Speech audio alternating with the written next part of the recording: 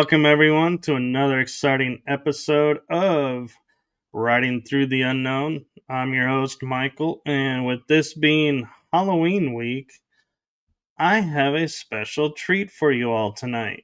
This show that we have tonight does still fall under what we normally talk about on this show, but it's going to have a little bit of a twist to it.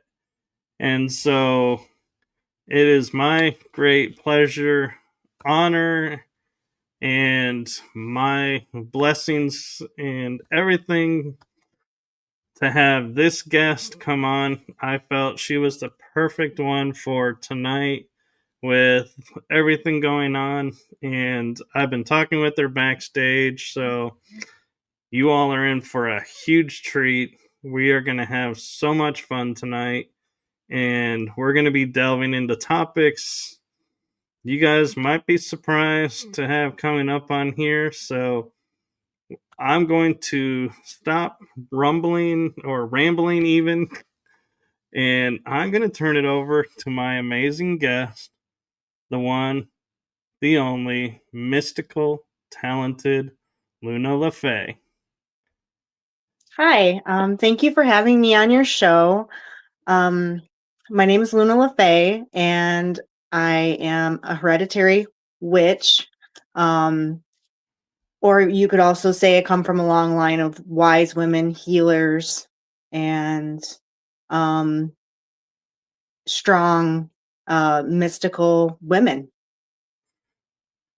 That's very cool. And I like how you use the term wise woman because I think that's a term that was around for a while, but then sort of disappeared. And so when I saw you use that term, I was like, that's really cool that you're bringing that term back, and in such a really cool way, too, that people understand what it was. Because, yeah. So thank you for that. Of course. So, what's it like coming from a long line of wise women? Well, it's very interesting because I know that was not raised like a lot of people were. My mom grew up in the craft. We have Celtic ancestry, so a lot of our beliefs are kind of based in those particular traditions because we're Irish. And we're not too far removed from the old country. I'm only second generation American. On my mom's side, she was English and Irish, and both sides of her family were actually psychics, and they also read tarot. But back then, it was a lot more scarce to find tarot cards, so they used playing cards. We also read tea leaves, used pendulums, things of that nature too. You mentioned reading playing cards, and I've heard of that, and I've never been able to figure out how do you actually read playing cards, because I know in the tarot decks you get messages from the pictures and the meanings to the cards. So, how do you read, in actuality, a deck of playing cards?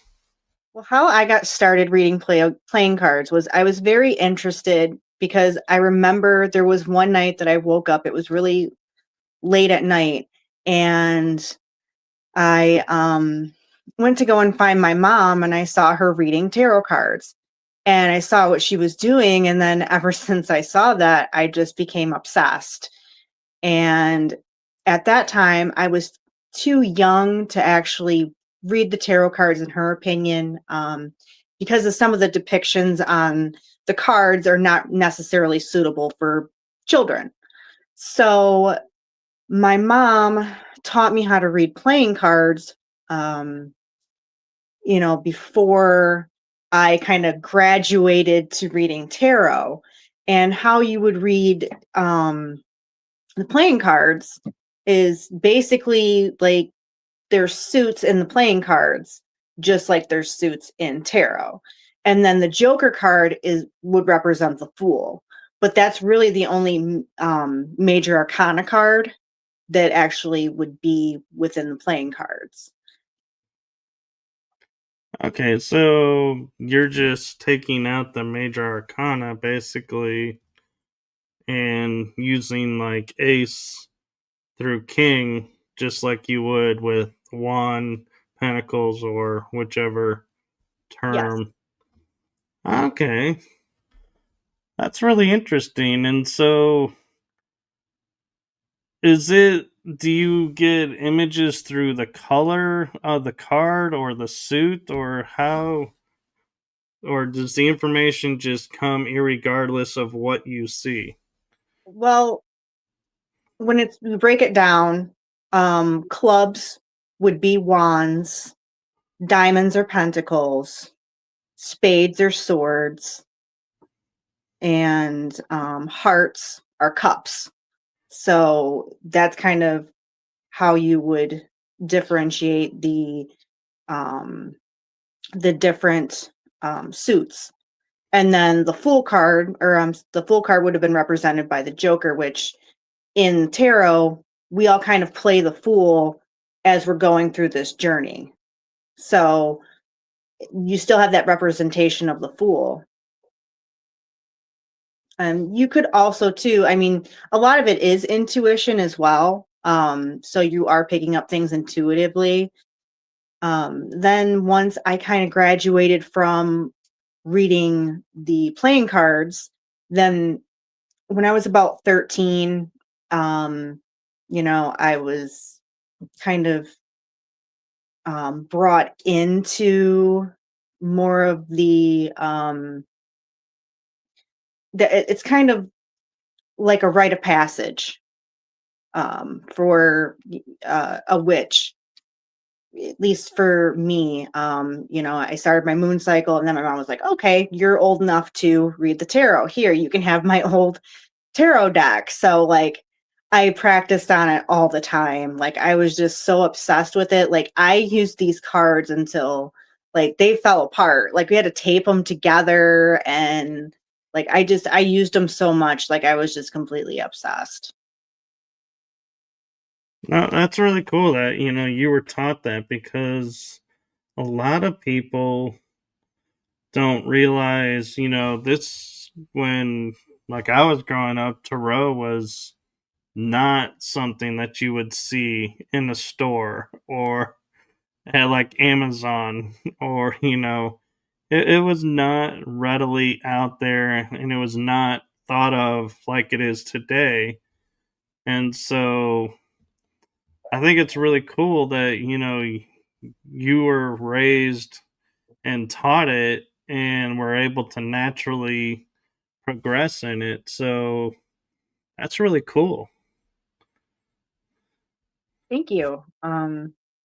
It was nice to have that kind of support um, with those types of beliefs and that kind of upbringing. And I felt like that was just a really huge part of who I am, is the fact that my mom and the women in my family were very supportive of these types of gifts. And I had a lot of these gifts when I was very young too. Like, I saw a lot of things and heard, things that other people didn't hear. And, my mom didn't just, oh, that's your imagination, or you're just seeing things. It was like I would have some kind of vision, or I would see something, and my mom would put the things together and be like, that's because of, X, Y, and Z. So like there was plenty of times where like I was basically kind of like a haunted child. Like spirits and things like that would come to me because they felt comfortable, and I think that they knew that I had a gift. And I do believe that, you know, most people do have these gifts. They either have been denied them, they haven't had a chance to practice them, they didn't have the support they needed. Like, I really do believe that we all have these gifts to some extent. It's just some people utilize them more and it just becomes stronger. And that makes total sense, and I agree. And one thing that's I'm kind of curious about, because you say, like, you watched your mom doing it when you were growing up and were like, ooh, that's really cool. Do you think that's what kind of in your mind made you go, I want to follow in these footsteps? Or do you feel like it was your choice to follow along the lineage? Or, hey, this is the genetic line, I'm expected to do this, so I'm gonna do this. What was your Um, experience like? I never really felt like I was expected to do it.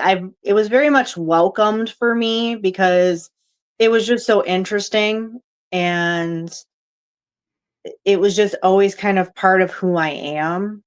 And so I wanted to learn as much as I could about just esoteric things in general.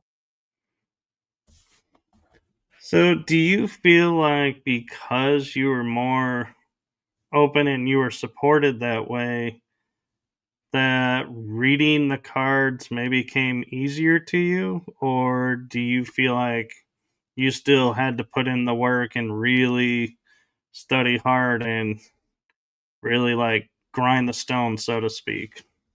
I think it was a little bit of both because, like, I do use my intuition when I read the cards, but I also have a really good idea of what all the cards mean because, like, I like to read, and when I read something, I like it to be something where I'm learning because I love to learn things, especially things that are like special interest things for me, like tarot and astrology and just anything esoteric. So I never really felt like I struggled with it too much because I felt like I had that support. No, that's really cool. That's cool. And I'm, I'm amazed that you had that. And so it's like my mind is like having a hard time, like going, man, it's because it's so unusual to hear that it's like, wow, it's like, that's just, yeah, that's why I keep saying that's so cool, is because I'm like amazed that, you grew up with that in that way, that you don't hear about that often. And so that is, I'm really glad that you had that and that you were able to explore all that you wanted to explore without any judgments or being held back. And I think that really helped me develop my gifts too because my mom never, denied or treated me like I was crazy if I saw something. She would ask me like, "Well, what did you see? What did you hear?" And then she could find ways to, support me in that and be like, "Well, oh, this is why, you saw this figure is because, this happened here." Because it Yeah, used to, I mean, honestly, like seeing ghosts and spirits and stuff as a kid, it scared the hell out of me. And for the longest time, I kind of felt in a way like it was like a curse because like I would see and hear things that other people didn't. And and people treat you like you're weird because that's not something that, everybody's familiar with. oh, I totally understand. And me, with my abilities, I was always either keeping it quiet, or if it slipped out, I'd have to come up with a quick cover because, yeah, everybody will tease you. And it's like, you don't want to be teased. So it's like, quick, come up with a cover, like, oh, you didn't hear that. You misunderstood what you heard or something, because it's like, yeah, it's not easy.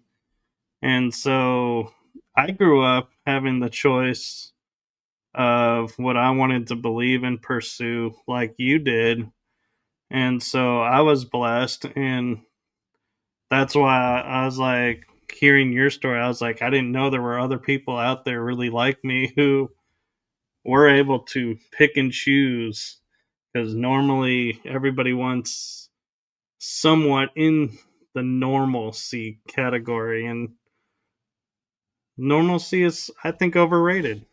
I do too. I mean, honestly, I really think, I mean, what is normal anyway? I mean, that's just a relative term. Nobody really is like normal. Everybody's trying to be normal, where everybody should just be themselves. And I think it's I kind of mean, sad because it just seems like everybody's so worried about trying to fit in that they're not embracing their true self. yeah, and that's where there was a movie, and there was one line in it that stood out, and it was about a girl who went to England, I think, to meet her family or something, and this one guy that she liked goes, "Why are you trying to fit in when you were born to stand out?" And when I heard that, it's like something resonated in me, and I was like, that is so true. Why do we try to fit in when we're all born with all these different abilities and different gifts that make us stand out because we are who we are, not because we're sitting there holding a flag that says, "Look at me, I do this." In a way, it's just kind of giving your power away because you're kind of disowning parts of yourself because you're so afraid that you won't be loved. Because I mean, what at the end of the day, everybody wants to be cared for and they want to be loved, and they think that they're not going to be loved for who they are. When in actuality, I mean, if you're your most authentic self, anybody who likes you is going to loves you is going to authentically love you for who you are. And that's pretty empowering. I agree, and that's one of those things, where I have friends who are, like I call them surface friends, and we talk about surface topics.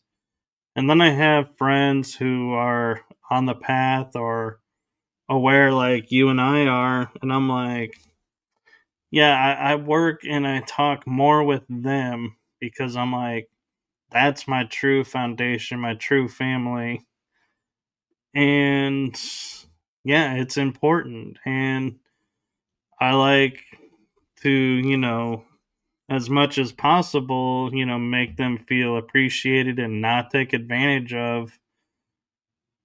And yeah, I mean, they are so important, and it is so important to have that. And talking about having loved ones, you and I were talking before we got started that you have a loved one that you wanted to share a little bit about. So this seems like a good time. Do you want to talk about her?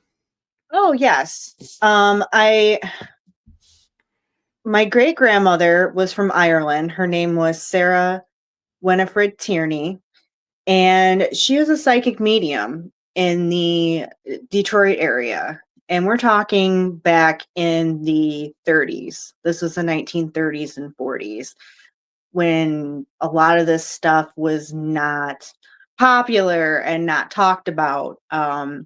But she was actually a psychic medium, and she would have um, people who were pillars of the community who used to go to her for advice, and she would read their cards and read their tea leaves, and she would have seances.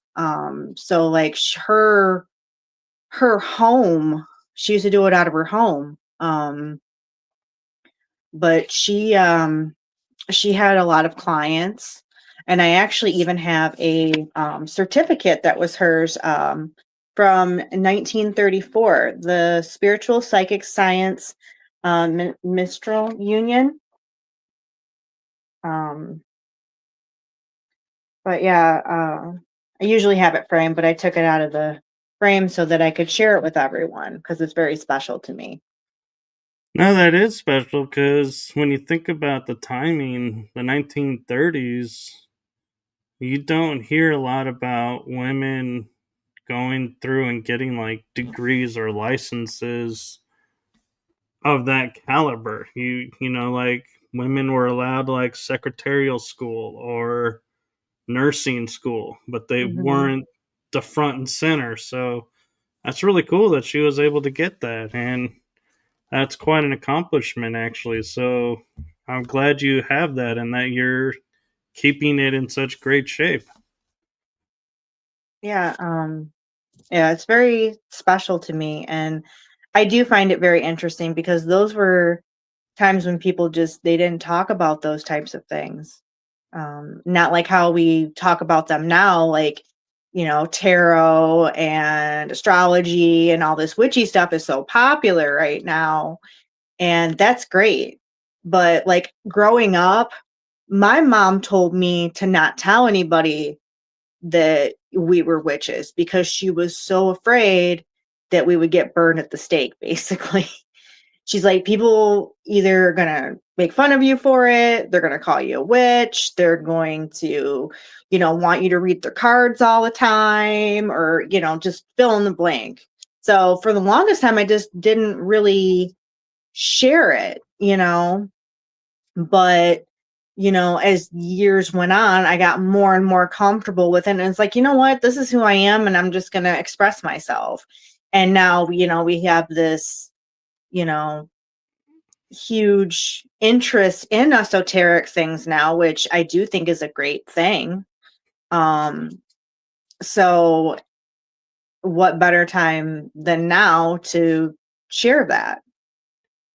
Exactly. And I mean, and it's a kind of, in a strange way, shows the progression of humanity in a way of where things that were we grew up with that you did not mention, like you said, because yeah, we, being burned at the stake or crucified or, being basically tortured was always in the forefront.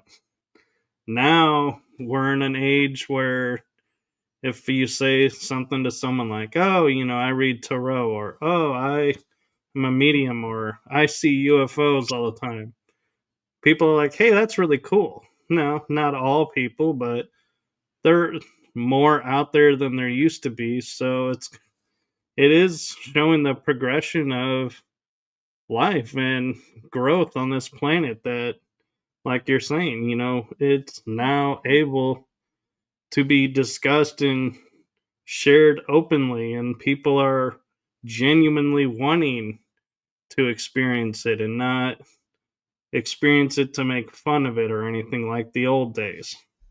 Hmm. Yeah, people are a lot more open to it. I mean, here and there you'll, still catch some people saying, things that are, not so nice about it. But for the most part, I mean, people are pretty open to it. But, a lot of times, like I hear, from people, oh, well, I have a friend that reads tarot. And it's like, but yeah, I've been doing this practically my whole life. No, yeah, and I think is great about you sharing your story and sharing what you do now is the generations that are coming behind us are going to look at this and go, I'm able to do this because of people like Luna, who stood up, declared, who they were, owned who they were, and we are now living in a world where this is normal, the new normal, because of people like you and people like me. So, thank you for sharing your stories and everything. And I know that sounds like I'm ending this episode, but I'm really not. We have a whole lot more to talk about. I just wanted to take that moment just so you know as well, the impact that you're having without sitting there going, this is why I'm doing it. It's a side effect. That's a great side effect.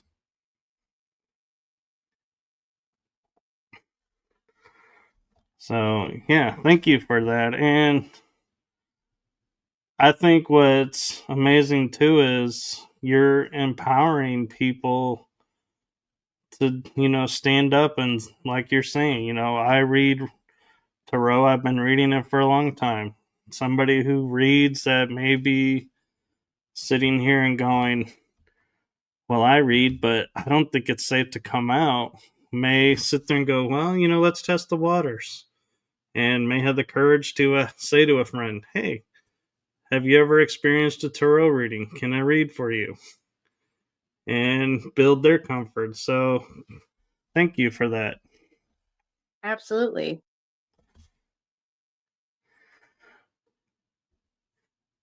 So, did mediumship come with you at the same time as you were learning the tarot, or did one come before the other? The mediumship I've had most of my life. Like I said, like I feel like I've been haunted most of my life. Being able to see things. When I was very little, I was probably like 2 or 3. I remember a shadowy woman coming to me, who was holding a lantern, who was trying to give me a message, and I was absolutely terrified, and I went and I ran to my mother, and I told her about it, and at first, she thought I was talking about the neighbor, and I'm like, "No, mom, it wasn't the neighbor. It was a shadow woman." And, like, looking back on it now, I mean, I'm almost certain that it was, the goddess Hecate. I would think that she was really trying to give me some sort of message, but when I was little, a lot of that stuff, it really just frightened me. Like not being able to sleep, like for the longest time when I was little, I was just an insomniac because like I could sense spirits and things around me. Like there's been there was a lot of times where I could feel somebody sitting at the end of my bed.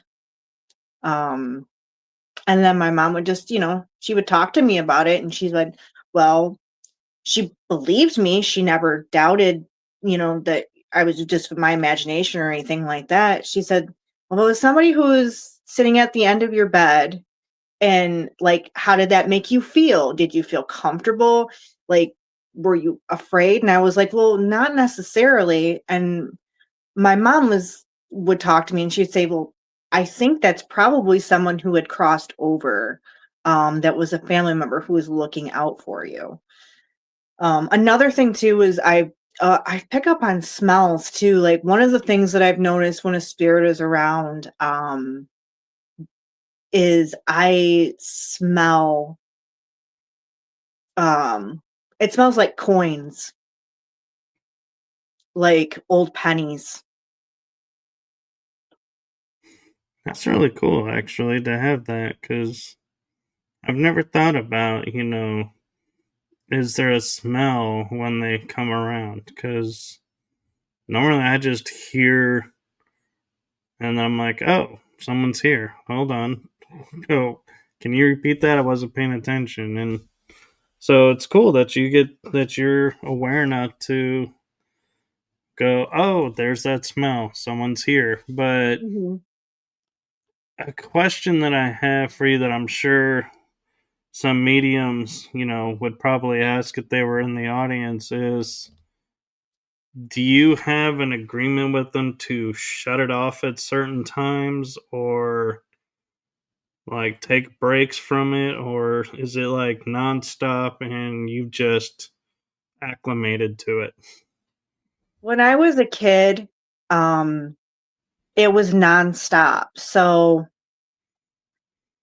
I didn't have, um, the tools at the time to be able to handle it, like grounding myself and, you know, cleansing a space and things of that nature.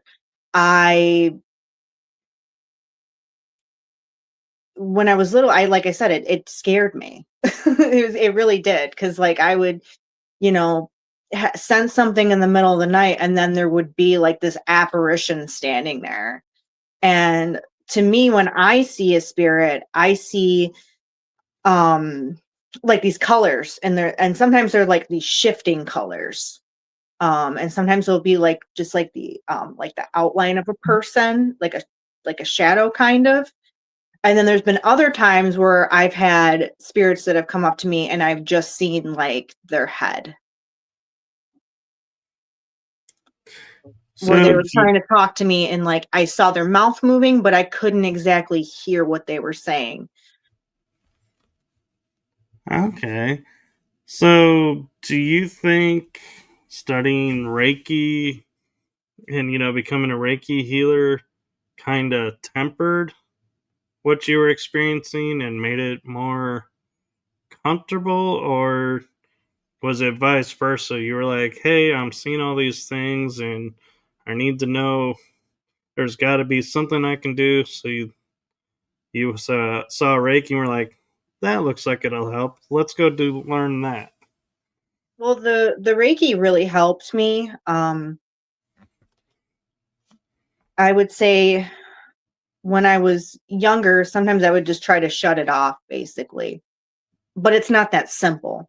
Like you can't just like shut off your gifts. Like you have to find a way to be able to handle them, as much. And my mom, she did try to help me with that. A lot of it was just, explaining things and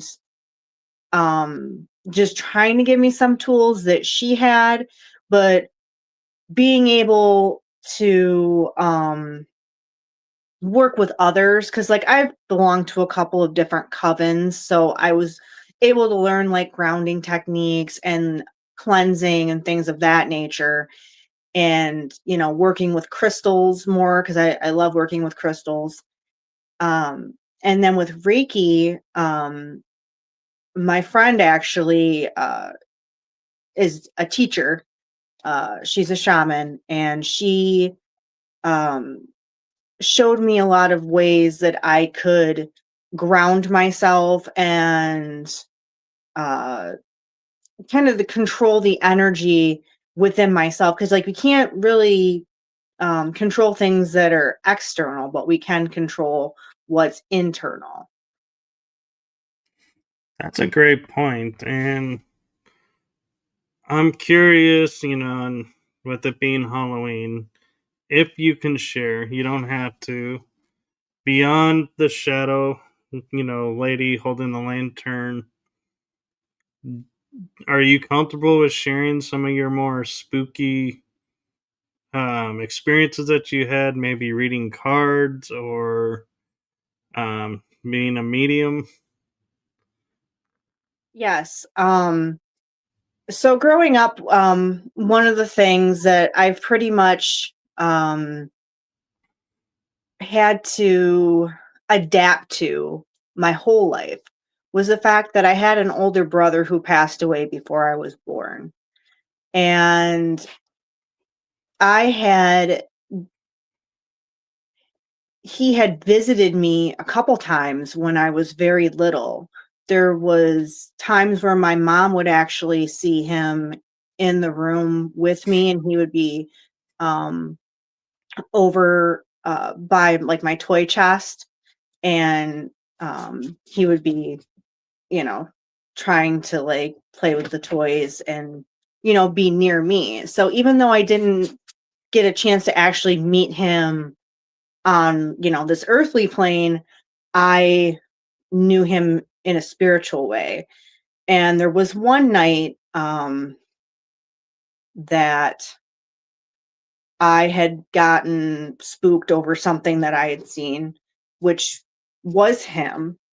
Um, and the door on in my bedroom was shut, and my mom and my sister were downstairs, and I was, basically banging on the door for them to let me out, and I yelled out my brother's name, and my brother's name was Toddy, so I was yelling, "Toddy, Toddy, Toddy," and my mom and my sister both, like, looked at each other and then ran upstairs, and then, they came and checked on me to make sure I was okay, and there's no way that I could have known. I was only, like, maybe, like, 2, maybe 3 tops. I wasn't very old at all.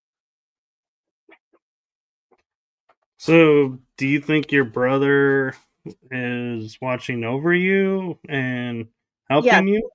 yes, I do. Like, I think that he still has like that protective energy over me with him being my older brother. I mean, he I if he'd be 10 years older than me, and he was a little boy when he had passed, and,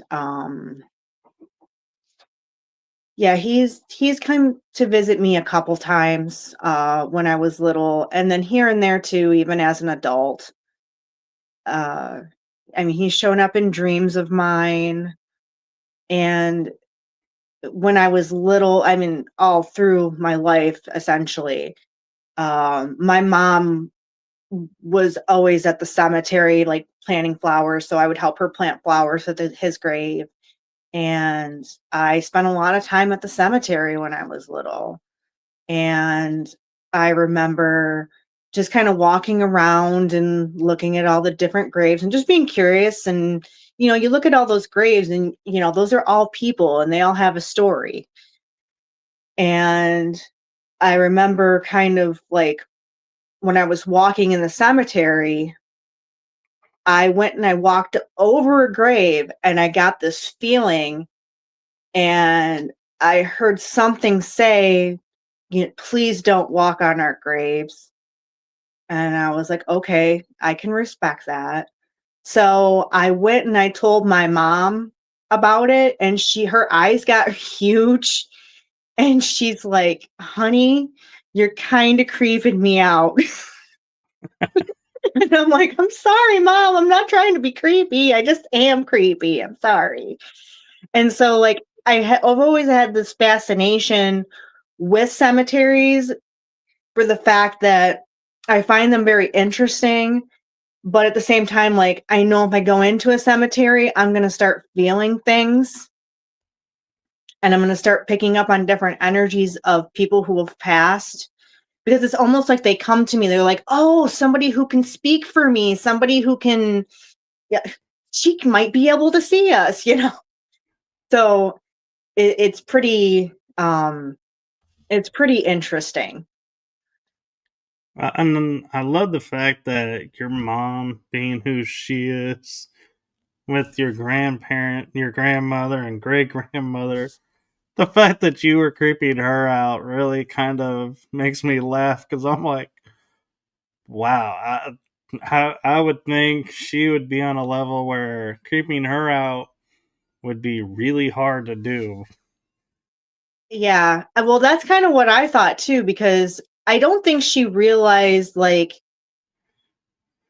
those particular how deep those particular gifts were within me, I guess, because I think that she didn't like the fact that I was so, like, interested in death and things like that, that kind of creeped her out because, like, I was fascinated with some of these graves, like, I would go and try to find the oldest grave that I could in the cemetery, and, like, there was one I clearly remember, it was just like a rock slab, and they tried to, use pebbles to, like, write their name out on these graves, so I'm, like, running and telling my mom all about it, and she's just like, "Okay." Like, I guess she didn't think that, like, I would be that interested, you know? Uh, I'm wondering, instead of interested, I wonder if the word is tapped in. Yeah. I mean, that probably in tune, yeah, that's probably a better way to put it. So Yeah. I think that she was really surprised that, my gifts were that strong. I didn't think that she really realized at that point, because I was so young, that um those gifts were so strong within me. Because I Yeah. mean, my mom has gifts and she could see things too, but not to the extent that I could. I mean, she kinda had more of her own gifts. That was the other thing too, with the women in my family, like, we all have these gifts, but there's gifts where, like for my sister, for example, like my sister is great with holistic stuff. She knows all about like all the herbs. Like she helps heal in that way. And she reads tea leaves and does aromatherapy and those types of things. But not so much like the mediumship, the tarot, the astrology and things like that, like I do. And like my mom can literally grow anything. Like eh, like to say she had a green thumb, like she had two green thumbs, if that's possible. Like she could literally grow anything. And I mean, she was great at tarot and tea leaves and things like that. And then my grandma, I mean, she was very into astrology and reincarnation, um, just a lot of those types of things. Tea leaves was a very common thing within the family. Like we all read tea leaves. That was one of the things that we used to do. We would sit around and drink tea, read tarot, and then we were done with our tea, we would read each other's tea leaves. And like I remember being extremely little and them even passing me the teacup to ask me what I saw in there. And then I would just read their teacup. And my mom and my sister were just like really entertained by it. Like, oh yeah, what else do you see? You know? So it was really nice to have that support.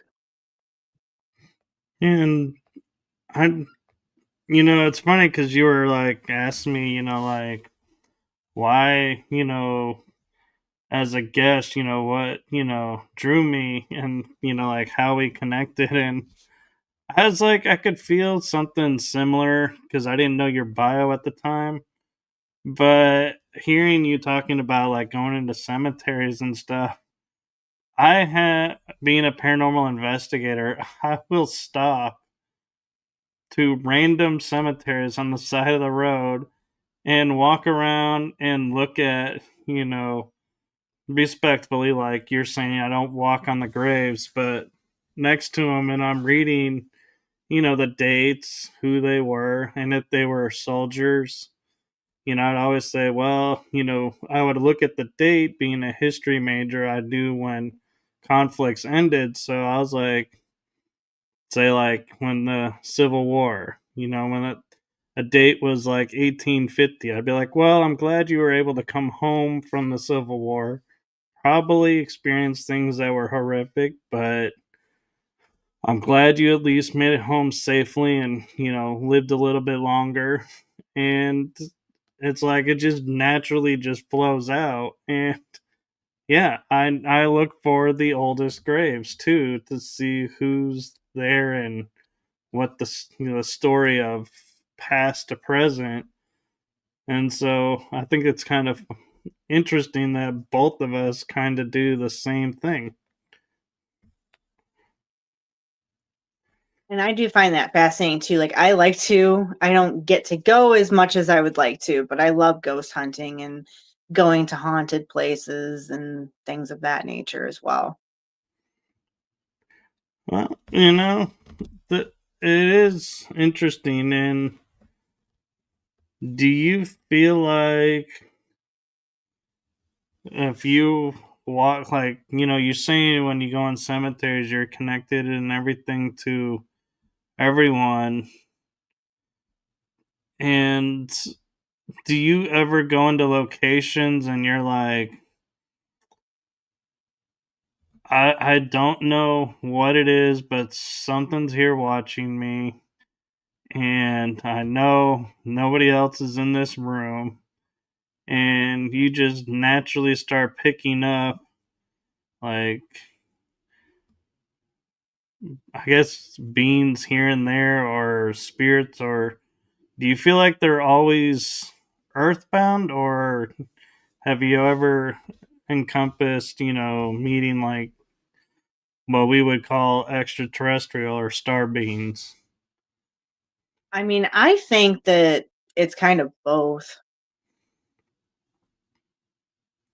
I think that there are I think a lot of spirits can kind of come and go. I remember my mom telling me that she had a dream about my brother and he came and visited her, and she asked him if he was okay, and he said, "I'm okay. I'm okay, Mom. I know the way." And I feel like there are these different energy portals in which, spirits and things can come out of, and then there's also portals that they can leave also. Um, and there's all kinds of different portals, all over the place. And I believe that they can come and go. Like, I don't really necessarily believe like any of these spirits are necessarily in purgatory.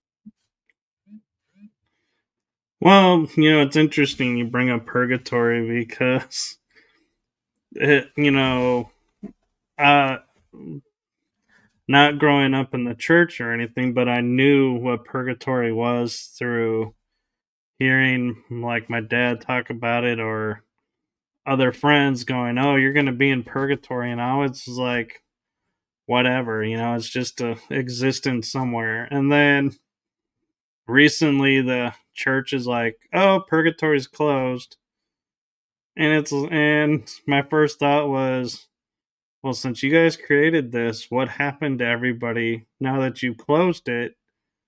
And nobody seems to think about that, but that's where my mind works. Is if you created this dimension for somebody and then you close it, what happens to all those people? Right. Now, I have had to help spirits like cross over. There's certain spirits that I feel kind of do hold on, but I don't think it's necessarily like a purgatory thing. Like, some of them will attach themselves to an item. That's why you got to like cleanse things after you buy them, especially if you buy them from like an antique store or a thrift shop. You got to be careful because sometimes um spirits and things like they have this favorite thing and they'll kind of like attach themselves to it. Um, but I have helped spirits cross over because I think sometimes they might be afraid to. I agree because when I did hospice work as a volunteer and my parents did the same thing and we would hear this a lot is I can't die because I don't want to go to hell. I want to go to heaven, but I'm not deserving. And I'd always say, "Why are you not deserving?" They're like, "Well, because I think because I did this, this, and this." And I said, "Well, who told you you're not deserving?" "Well, the church told me this." And I was like, "What?" And I was like, "Okay, so let me get this straight." And it kind of hurt me in a way to hear all these people who were, instead of embracing going on to the next plane of existence, being with family that's passed before them, and joining like um you talk about being Celtic, the Vikings, how you would enter the halls of the ancestors and you'd be greeted by your ancestors, so death was welcome, to where now it's like something to be afraid of. And so yeah, that hurts me, in my heart when I hear that, because I'm like, it's not right that anybody should ever tell anybody they're not deserving to go to where they want to go to have a happy next life or afterlife.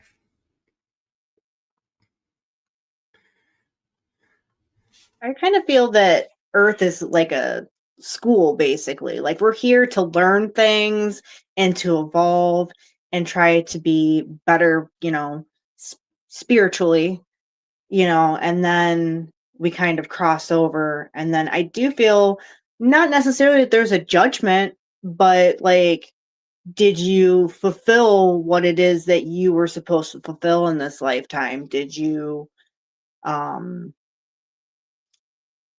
did you, learn those things? And, we're all learning and we're all human. We're spirits having a human experience.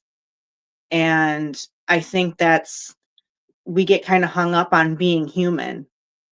And I mean, don't get me wrong, there's definitely bad things that people do and there's bad people out there. But I feel like for the most part, like, I don't personally believe in hell.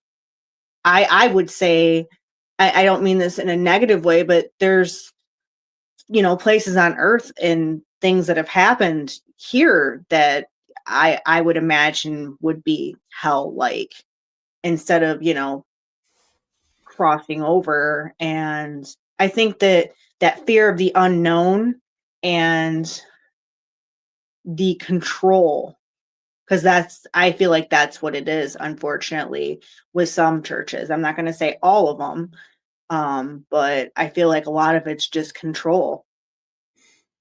It is, I agree. And it's something that I'm glad to see is changing, that some of them, a lot of them are starting to loosen up on that and not be so into the, oh my gosh, you didn't come to church on Sunday this many times, you didn't tithe, and so you're going to hell.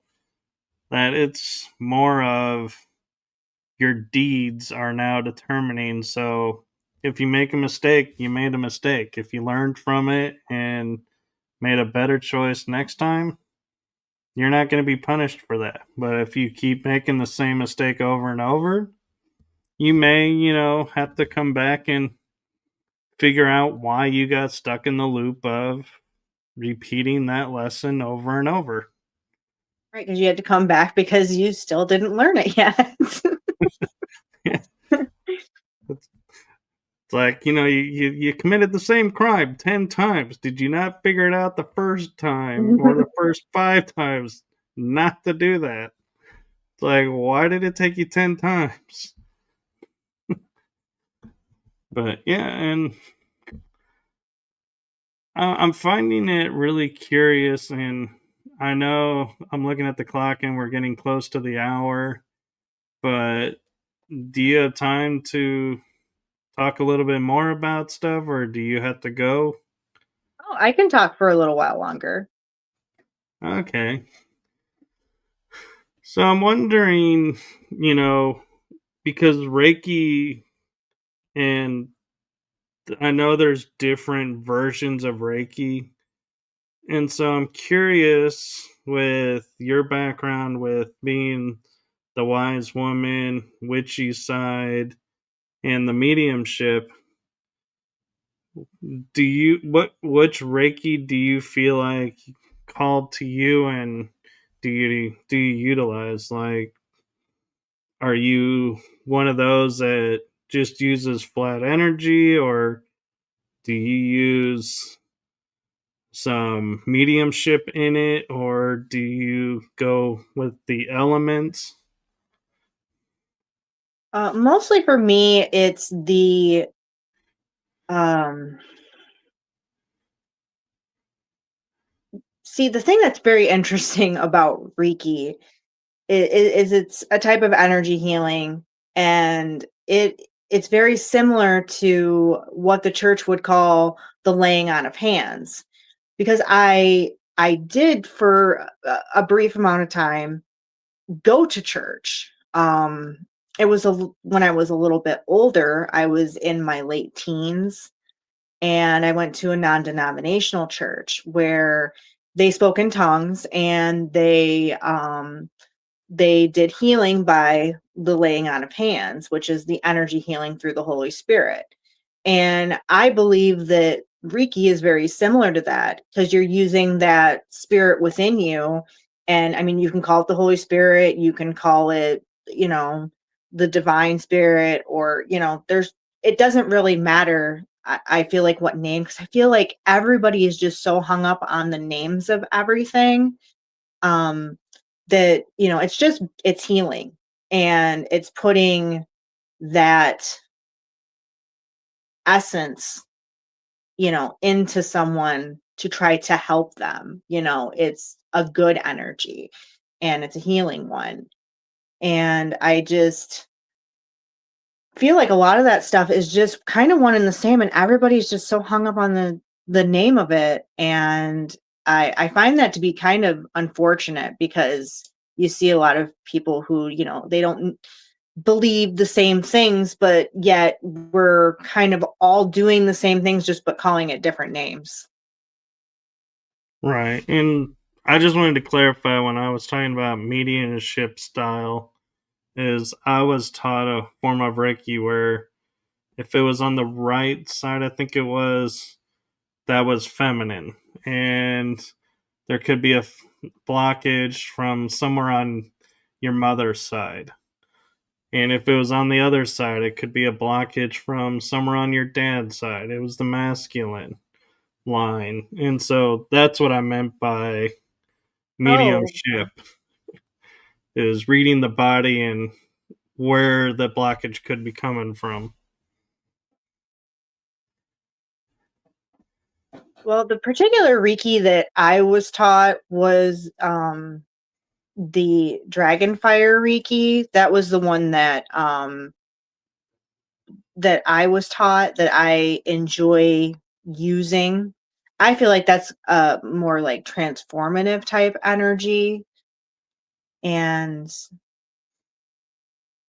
I also like to read, books and different things about that particular subject as well. And it's just very interesting how all these different light codes, have different meanings. And um, just how it's just amazing to me that these are basically like these universal teachings and healings that everybody's, not everybody, but spiritual people are utilizing. And I think it would just be wonderful if everybody could just, collaborate, even if they don't necessarily have the same belief systems.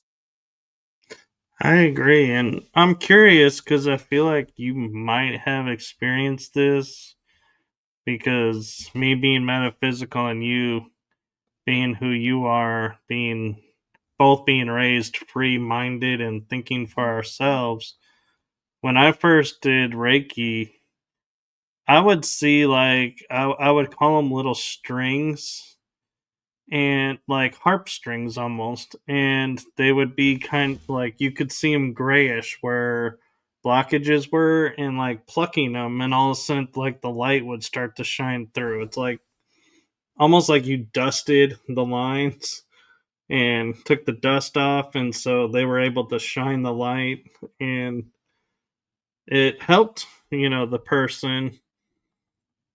And so I was curious if ever when you were doing Reiki, if you saw something similar to that, like lines where you could see were diminished or needing just a quick snap of energy to regenerate it. I think it's interesting that, I feel like different people experience it in a different ways. Whenever I feel an energy block from someone, I always end up feeling it like in my palm, like it feels very heavy. And that's like when I can feel like that's that knot that somebody basically has, or that um just like a negative like energy orb, or ball, or something of that nature. So like that's when I can feel that that's where they would need healing.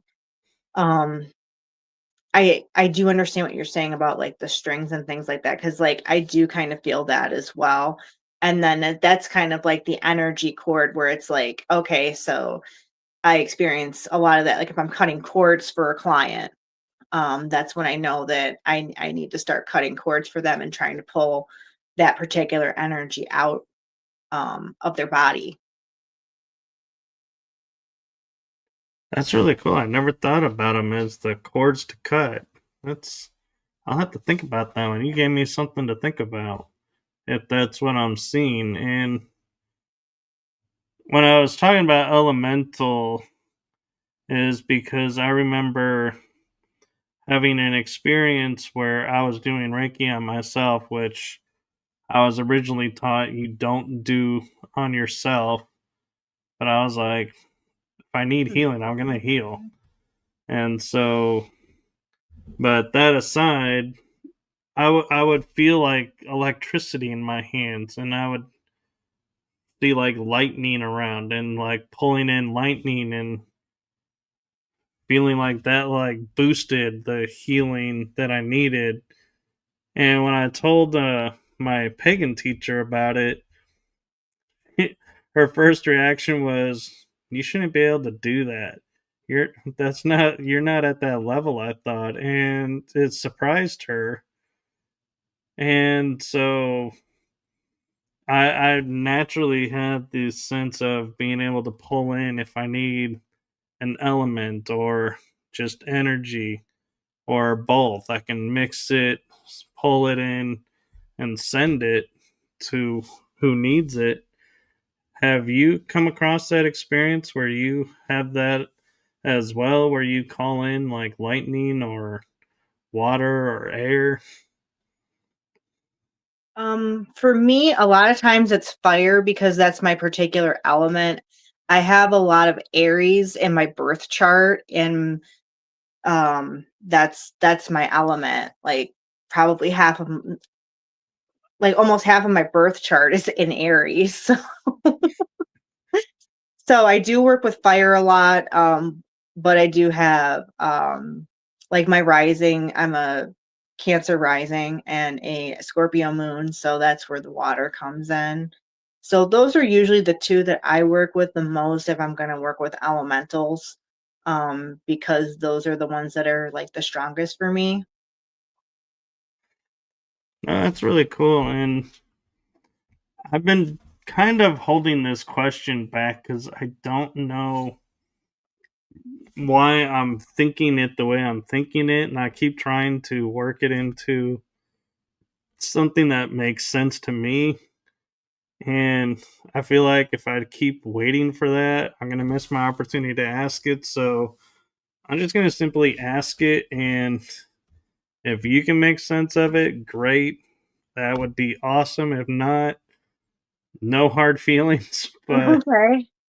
you talk about being in tarot and astrology, and I keep seeing them like mixing and being like, is there astrology in tarot? And do you utilize that? And how do you utilize it? Oh, absolutely. So, tarot and astrology are kind of like BFFs. Um, so they're the different suits also represent the different elements. So, like wands in tarot would be the fire signs. So that would be Sagittarius, Aries, and Leo.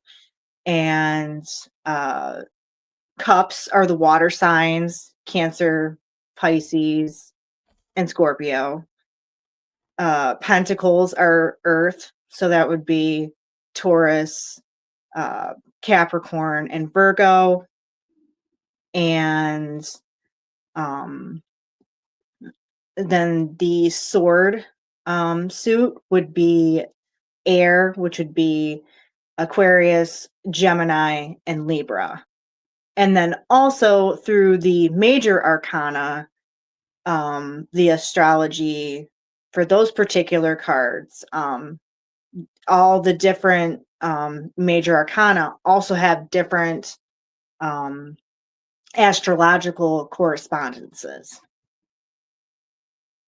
That is so fascinating to me because I'm starting to get a sense from talking with you and other guests that as much as astrology is viewed as pseudoscience, it's in everything. It really is. One of the things that I think that people have a big hang up when it comes to astrology is there's so much focus on the sun sign. Yes, your sun sign is important, but your rising sign is, I would say, is even more so important.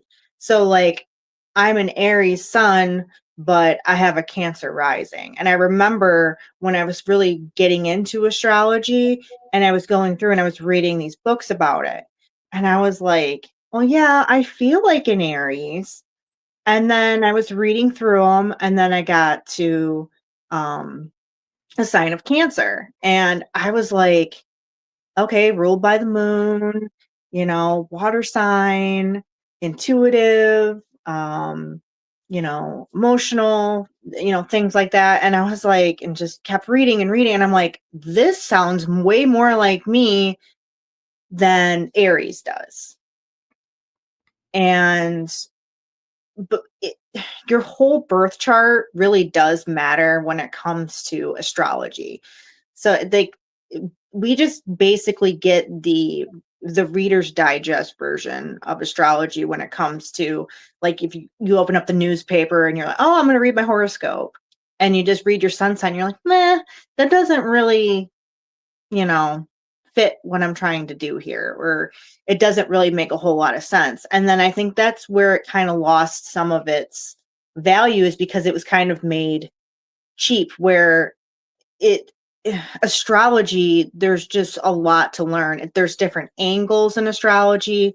There's all the different houses that the signs are in, and like how all those different signs correspond with each other, the different transits that go on, because I mean, those are the heavens. And I was personally taught, like, I don't consider myself a religious person. I am a spiritual person. But one of the things that I always found very fascinating was I remember my mom telling me that um, the three wise men were actually they were into astrology, because that was, they were even using astrology back then. And that's how they basically, figured out, the Messiah was coming, and, when he would be born and all things of that particular nature, which I thought was extremely fascinating. Um, but there's just so much that you can dive into when it comes to astrology. Like it will, like, getting your birth chart done can really tell you a whole lot about yourself. Like I can look at somebody's birth chart and I can tell what their past lives were. I can, tell, what they've been through in their life, what they're possibly going to go through in the future. I mean, we still have free will, but a lot of those same themes and things like that do come up. That's really interesting. And I had a guest on who gave a presentation that I saw at a conference. He shared it with us on the show. His name is Micah Denk. And he showed how when you look at the Bible and you're reading the verses, how they don't make sense. But if you take the word like ram and you put in Virgo, I think it was, or Capricorn, sorry, the ram was Capricorn, and you start encoding it through the zodiac, it's like everything made sense because, like, shepherds are not out in the wintertime. But when you look at the signs of the zodiac, oh, well, the zodiac sign was out in winter in the sky. So that makes more sense than, reading a shepherd who's watching his flock in winter going, flocks aren't out in winter. So this doesn't make sense. And it gets confusing. And so it was really interesting to see how the zodiac, when applied to all the books of the Bible, how stories started making sense all of a sudden. And our particular calendar too that we go by is not like nature's calendar. It is a man-made calendar that it kind of has thrown a lot of things off balance and makes it kind of hard, I think, for people to connect a lot of those things also with astrology and things of that nature. Which raises an interesting question. I just thought about this, and you might be the perfect person to answer this. Is the original calendar under nature is 13 months and I think like 20 days or something like that. But irregardless, being 13 months, we only have 12 symbols of the zodiac. What happened to that 13th zodiac symbol? Was Um, there a 13th symbol? there's people that do believe that there is another z- uh, symbol of the zodiac. That's not something that I necessarily use, but I'm open to the thought of it because I do find that very fascinating. And a lot of it has to do too with the different moon phases because the number 13 is associated with the goddess, and the number 13 has been bastardized basically and made, evil, like Friday the 13th, and it's bad luck. No, it actually really isn't. Like, for me, like Friday the 13th, like I usually have really good luck that day. Like I'll find money that I didn't realize I had, or I don't know, that's just an example. But I usually end up having good luck. Um, so it's Hmm. very interesting to me that, like, they're trying to take away the number 13th and make it bad because, it's essentially associated with the divine feminine, and the divine feminine energy has really been suppressed. And what we need, it's not so much like the divine feminine taking over. We need a balance of both. We need the divine masculine and the divine feminine energies. I That's agree. what we need. That's part of why everything's out of balance. I agree. And I actually, had a flash thought in my head is I know you talk about doing birth charts and those all you need the time that you're born, but even the time we're born is not natural anymore because we've added daylight savings in the 40s. So an hour was added to the day actually. Hmm. So how does that affect people's birth charts? Because if you're born in daylight savings, 2 o'clock becomes 3 o'clock. But if you're not in daylight savings, 2 o'clock is 2 o'clock. Does that extra hour cause difference in your birth chart? I mean, the matter of an hour, I mean, it could. Um, but what you're looking for is you want to get as close to the time that you were born as possible. Um, Yeah, but what I'm meaning is like I was born at say 2 p.m. in the afternoon. Well, thanks to daylight savings, I actually was born at 1 p.m., but 1 p.m. became 2 p.m. So is my actual birth time 1 o'clock, or do I go by the 2 o'clock? That's what I mean because oh, daylight savings, the hour change. see, I wasn't taught that that really made a difference, but I do think it's interesting that you brought that up. I do. I've never really necessarily took that into account, but I do find that um interesting. Like, it really wouldn't necessarily change much. I mean, like your sun would obviously be the same, and your moon sign would be the same. A lot of them, of those would be pretty much the same. Yeah.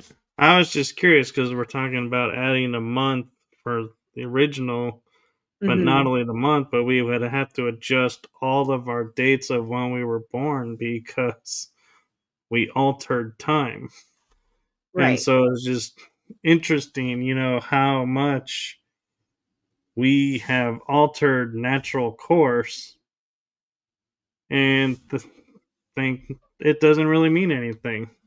But yeah, it does have an impact.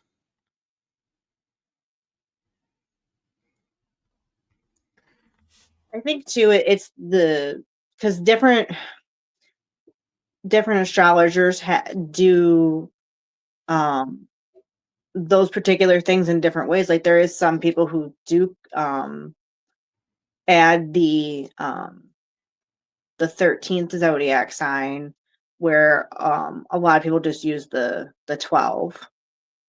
I mean, I found it pretty accurate, just using the 12 signs without adding the 13th. So it just kind of goes with whatever your beliefs or whatever you're practicing. And it's kind of interesting too because, like, my birthday falls on one of the Ides, and I always thought because it was called out in like books as saying, like, beware this Ides, or wow, you got to watch out for the Ides, that I thought, this is a magical day. Come to find out, it just means it's the middle of the month. And so I was like, so if we were to go back to the 13 months, that would mean that the Ides would move. And it's like, I actually lose the specialness of my birthday because the Ides would fall somewhere else.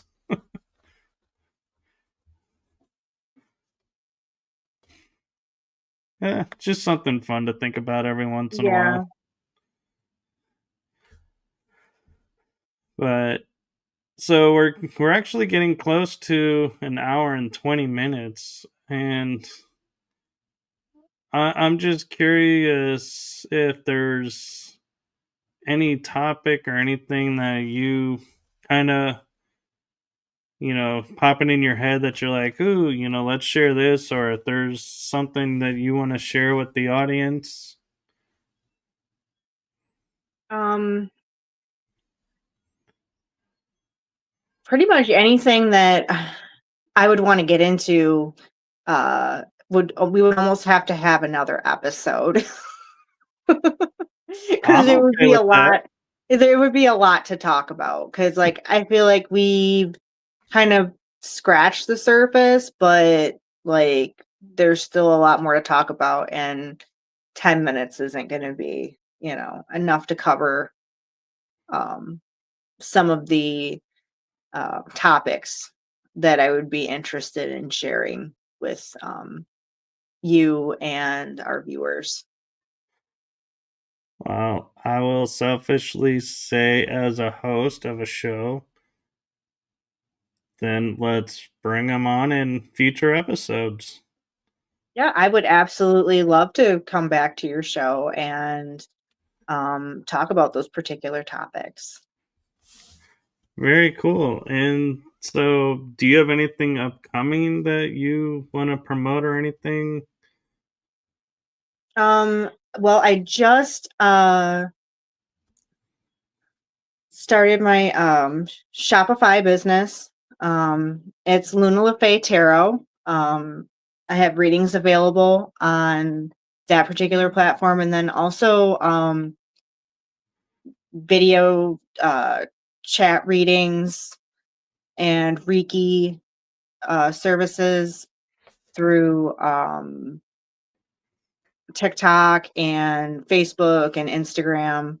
Those are usually the social media platforms that I'm on.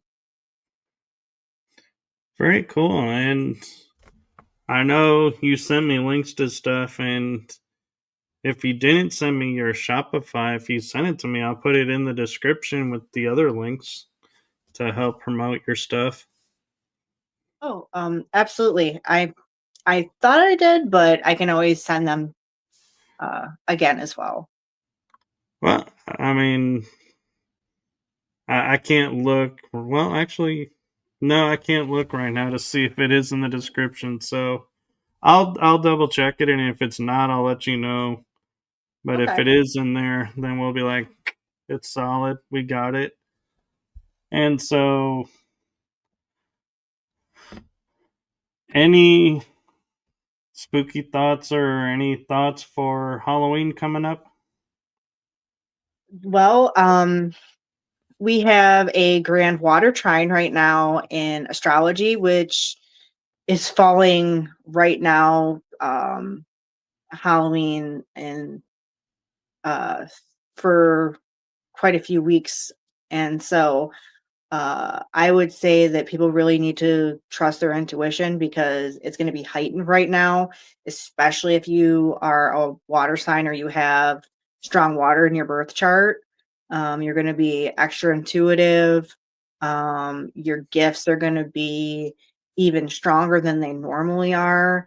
And I think that's a beautiful thing, especially considering, everything that's going on in the world right now, because, you know, people need to feel empowered, and how we can start like making a difference is making a difference within ourselves and trusting our gifts and trusting, that um, doing the inner work and embracing who we are, and trusting our gifts and trusting this process that, that we can make a difference, even if it seems like it's small and insignificant, just by being yourself and having that confidence to be authentic.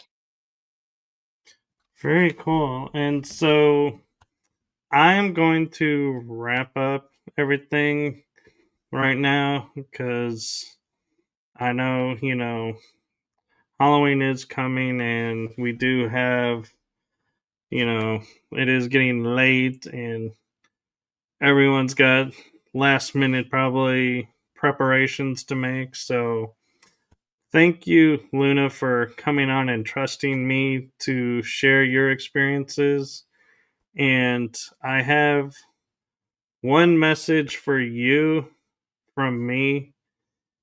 And this isn't coming from the divine, so this is from me. From my heart and the heart of my show, thank you for what you're doing for humanity. You're welcome. I just feel compelled to do that. I want to do something that makes a difference, and I'm happy to know that that's helping people, and that makes me feel good. That makes me feel like I'm living my purpose. So thank Yeah, you. yeah, I see it. I say we because I keep thinking of myself as a show and I'm a person. So, yeah, I see it. So, thank you. You're welcome. And so, thank you to everyone who came into the chat room and everyone who's watching. Have a safe, wonderful Halloween. Do like, subscribe, and follow if you don't already, because you never know when Luna's going to be popping back up and having another episode. I do promise it is coming as long as our schedules will connect. And so, with that, I'm going to say goodnight to everyone. So, good night. Good night. Have a lovely evening.